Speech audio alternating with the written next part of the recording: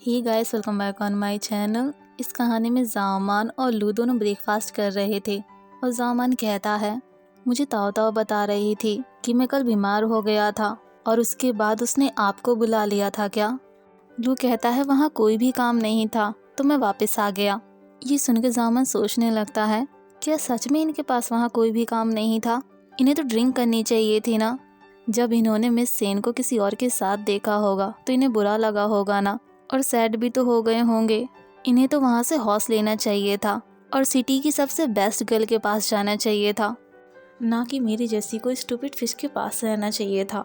जब जामन ये सब सोच रहा था तो कहीं और देख रहा था। लू उसे आवाज़ देके कहता है, जाओमान। ये सुन के जामन शॉक्ड हो जाता है और कहता है, हाँ। लू कहता है, जाओमान, क्या हमारे घर में खाना बनाने के लिए कोई सामान है? ये सुन के जामन शॉक्ड हो जाता है और कहता है, नहीं है। जामान को वो पल याद आ जाते हैं जब वो ताओ ताओ से कह रहा था, लू को मत बताना कि मैं बीमार हो गया हूँ, और ना ही उन्हें ये बताना कि घर में कोई भी सामान नहीं है कुकिंग करने के लिए। ये सुनकर लू कहता है, जामान, कल मैं फ्री हूँ तो मेरे साथ चलोगे शॉपिंग करने के लिए? इसी तरीके से कुछ दिन बीत जाते हैं। लू बुक रीड कर रहा था और जामान अपनी राइटिंग प्रैक्टिस कर रहा था। जामान कुछ पर्सन्स के नाम लिख रहा था। जब उसमें बाइसी लैंग का नाम आता है तो जामन गुस्सा करते हुए कहता है, ये पर्सन बहुत ज़्यादा बुरा है। इसने कहा था मैं एक फिश हूँ जो लू लैंग को फॉलो करता रहता है। ये बहुत ज़्यादा बुरा है। जामन प्रैक्टिस करते वक्त लू की तरफ देखने लगता है और सोचने लगता है, जब से लू रिकवर हो गए हैं मेरे साथ ही रहते हैं और साथ में मुझे हैंड राइटिंग प्रैक्टिस भी करवा रहे हैं। मैं चाहता हूँ लू लैंग मेरे साथ हमेशा ऐसे ही रहें। मुझे अब रीज़न समझ आया कि मैं लू लैंग को फॉलो क्यों कर रहा था। जब लू जामान को नोटिस कर लेता है कि जामान उसे देख रहा है तो जामान से कहता है, क्या हुआ जामान? जामान तुरंत कह देता है, कुछ भी नहीं हुआ था, वो मेरी हैंड राइटिंग बहुत ज़्यादा बुरी है। ये सुनकर जामान से कहता है, कोई बात नहीं जामान, मैं तुम्हें दोबारा सिखा देता हूँ। इतना कहते ही जामान के पास आ जाता है, उसका हाथ पकड़ता है और उसे सिखाने लगता है। जामान सोच रहा था, लू मेरे बहुत ज़्यादा पास बैठे हुए हैं और मैंने कभी भी नहीं सोचा था कि लू लैंग मेरा हाथ पकड़ेंगे और मुझे राइटिंग करना सिखाएंगे। लू जामान से कहता है, जामान, तुम क्या लिखना चाहते हो? जामान कहता है, मैं आपका नाम लिखना चाहता हूँ। जब लू अपना नाम लिख देता है, जामान कहता है, काइजी लू, इसका मीनिंग कुछ स्पेशल है क्या? लू कहता है, कोई भी स्पेशल मीनिंग नहीं है। मेरी मॉम फील करती है कि मेरा नाम ईविल है और मैं इसे कम ही यूज़ किया करूँ। जामान लू का नाम लेता है और सोच रहा था, ये तो कितना अच्छा साउंड करता है। लू कहता है, और कुछ भी लिखना है? जामान कहता है, कुछ भी लिख सकते हैं, सब कुछ ओके है। लू कहता है, तो ठीक है, मैं तुम्हारा नाम लिखता हूँ जामान। जामान सोच रहा था, जामान काइसी लू, दोनों नाम साथ में लिखे हुए हैं और एक साथ बहुत ज़्यादा अच्छे लग रहे हैं। नेक्स्ट मॉर्निंग जामान कुछ लेडीज़ के साथ बैठा हुआ था और वो सभी बातें कर रही थी और जामान सोच रहा था, लू के ब्रदर लू जिया की तो मैरिज होने वाली है और कुछ दिन पहले तो मैं मदर के साथ उन्हें विजिट कर आया था। मैं तो सोच रहा था ये सब यहाँ आकर टी पियेंगी और बातें करेंगी, लेकिन मैंने ये नहीं सोचा था कि ये इस तरीके की बातें करेंगी। मैं इन्हें कैसे रिप्लाई करूँ अब? एक लेडी इंग से कहती है, मैंने सुना है आपकी मैरिज होने वाली है यहाँ के सेकंड प्रिंस यूजिया से। प्रिंस तो बहुत ज़्यादा हैंडसम है और साथ में टैलेंटेड भी हैं। इंग कहती है, ऐसी कोई भी बात नहीं है।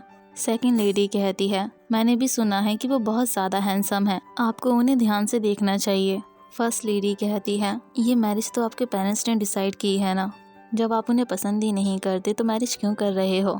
इंग कहती है, मेरी मदर कह रही थी मैरिज के बाद वो पर्सन मुझसे बहुत ज़्यादा प्यार करने लगेगा। उसी वक्त इंग जामान की तरफ देखने लगती है और जामान से कहती है, सिस्टर इन लॉ, आपकी मैरिज भी तो अरेंज मैरिज थी ना। इस वक्त आप दोनों साथ में हो और एक साथ बहुत ज़्यादा खुश हो और सभी आप लोगों को एडमायर भी करने लगे हैं, इसलिए मुझे बिल्कुल भी डर नहीं लग रहा है यहाँ के सेकंड प्रिंस यूजिया से मैरिज करने में।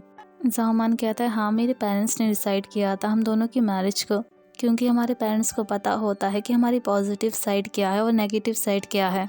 और जामान सोच रहा था, हस्बैंड और वाइफ एक साथ ना भी हों तो भी कोई बात नहीं होती, लेकिन एक दूसरे के लिए रिस्पेक्ट तो ज़रूर होनी चाहिए। यूजिया एक अच्छा पर्सन नहीं है और ये बात मैं तुम्हें बता भी नहीं सकता।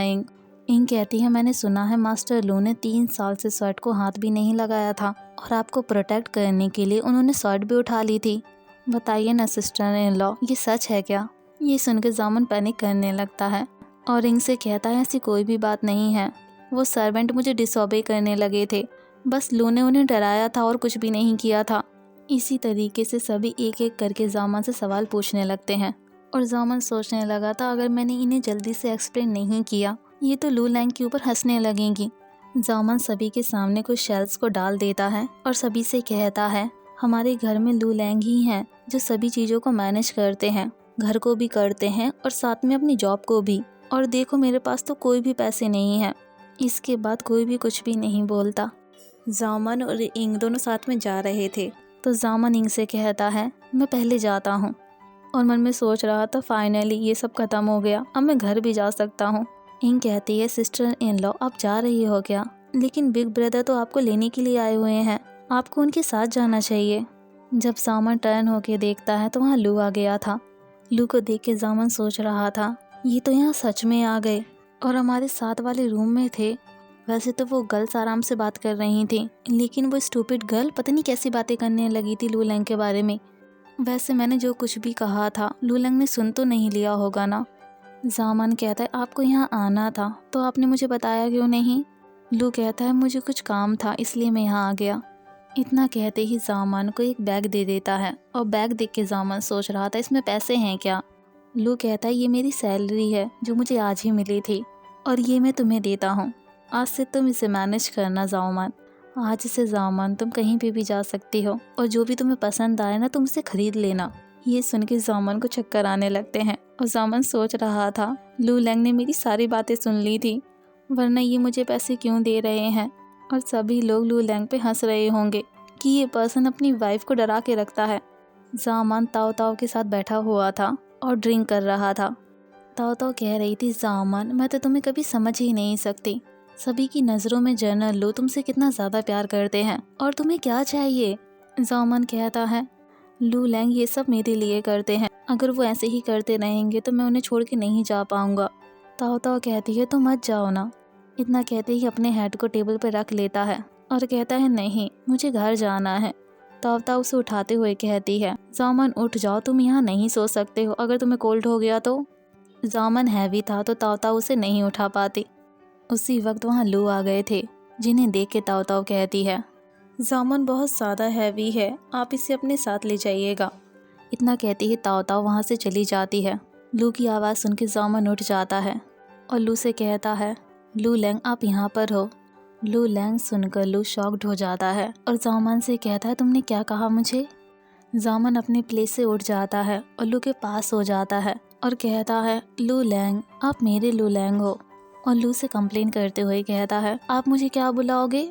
लू लैंग मैं तो आपको लू लैंग कहता हूँ ना, लेकिन आप तो मुझे सिर्फ जामन कहते हो। आपको नहीं लगता कि आपको मुझे कुछ और भी कहना चाहिए? लेकिन आज से आप मुझे जामन नहीं कहोगे।